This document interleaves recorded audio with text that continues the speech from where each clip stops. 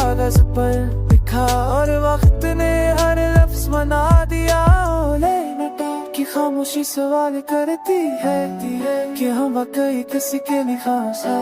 जाने भी आज दास सा लग रहा था, जैसे वो भी किसी का इंतजार कर रहा। सरद लोफी बिजली की दीवारों से खाती है और तेरे की याद बन जाती है। उम्मीद में मजबूती दिखाई पर रात हमें सब कुछ याद लाती है।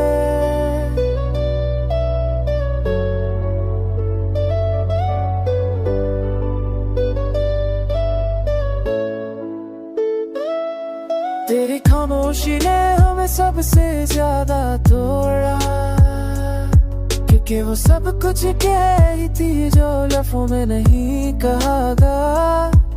हमने दुनिया में भी तुझे मानगा पर दरार भी खामोना नहीं है। सद लफ्ज़ नए जब इंसान सबसे अकेला होता है।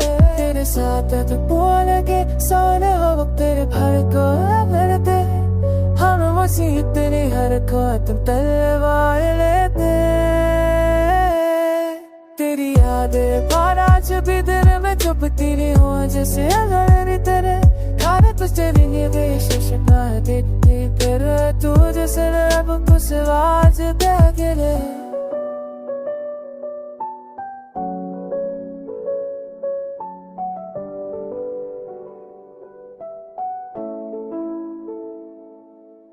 लेकिन हम भी हमेशा रहते हैं बनी आए देखना पे सब क्या होने लगाता है। आज हमें तुझे शायद ले जाता।